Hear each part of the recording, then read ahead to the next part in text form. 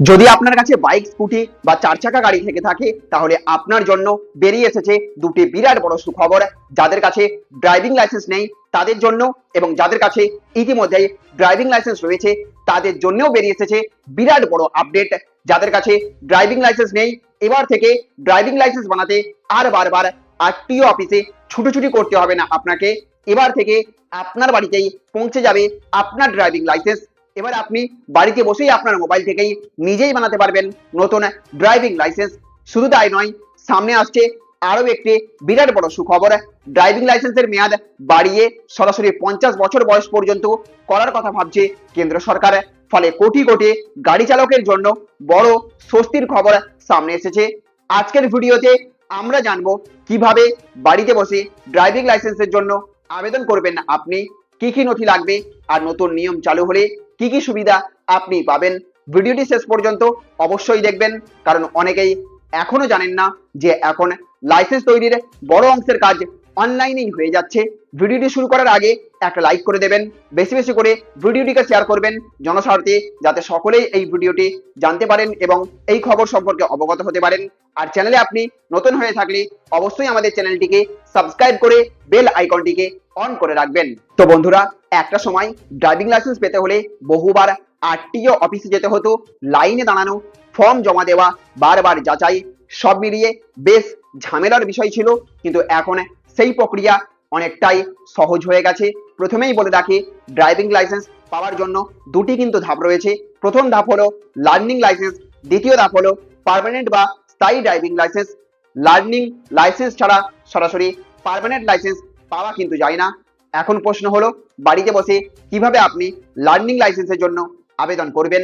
এর জন্য আপনাকে প্রথমে পরিবহন বিভাগের অফিসিয়াল ওয়েবসাইটে যেতে হবে। সেখানে লাইসেন্স সংক্রান্ত বিভাগে গিয়ে নিজের রাজ্য নির্বাচন করতে হবে। তারপর লার্নিং লাইসেন্স আবেদন অপশনে ক্লিক করতে হবে। তারপর আপনার আধার কার্ড নম্বর দিয়ে পরিচয় যাচাই করতে হবে। আধার কার্ড যাচাই হয়ে গেলে আবেদনকারীর অনেক তথ্য স্বয়ংক্রিয়ভাবে ফর্মে চলে আসবে।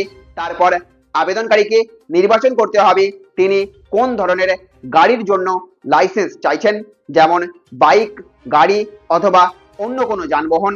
এরপর নির্ধারিত আবেদন ফি অনলাইনে কিন্তু জমা দিয়ে দিতে হবে। আবেদন জমা দেওয়ার পর দিতে হবে একটি অনলাইন পরীক্ষা।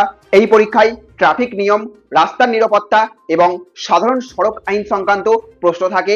মোবাইল বা ল্যাপটপ থেকেই এই পরীক্ষা দেওয়া যায়। পরীক্ষায় সফল হলে লার্নিং লাইসেন্স ইস্যু করা হয়। তারপর আসে পার্মানেন্ট ড্রাইভিং লাইসেন্সের পালা।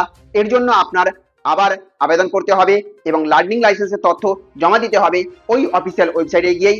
নির্ধারিত ফি জমা দেওয়ার পর ড্রাইভিং টেস্টের জন্য একটি স্লট বুক করতে হবে। তারপর নির্দিষ্ট দিনে আরটিও অফিসে গিয়ে বাস্তব ড্রাইভিং টেস্ট আপনাকে দিতে হবে। পরীক্ষক দেখবেন আপনি অর্থাৎ আবেদনকারী সঠিকভাবে গাড়ি চালাতে পারছেন কিনা এবং ট্রাফিক নিয়ম মেনে চলছেন কিনা।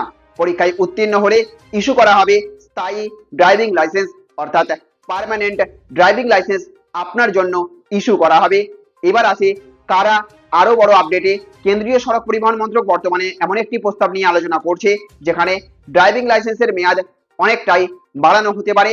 বর্তমানে সাধারণত নির্দিষ্ট সময় পর লাইসেন্স রিনিউ করতে হয়, যেমন 20 বছরের মধ্যে লাইসেন্সকে রিনিউ করতেই হয়।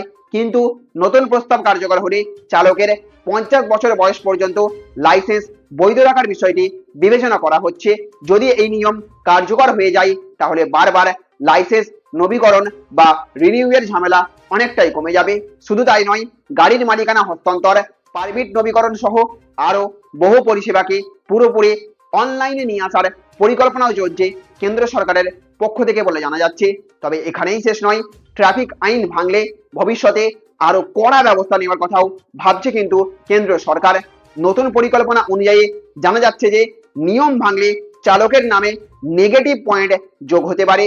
আর এই নেগেটিভ পয়েন্ট যোগ হলে নির্দিষ্ট সীমা ছাড়িয়ে গেলে সাময়িকভাবে আপনার লাইসেন্স স্থগিত অথবা বাতিলও হয়ে যেতে পারে। তাই শুধু লাইসেন্স থাকলেই হবে না, ট্রাফিক নিয়ম মেনেও চলতে হবে।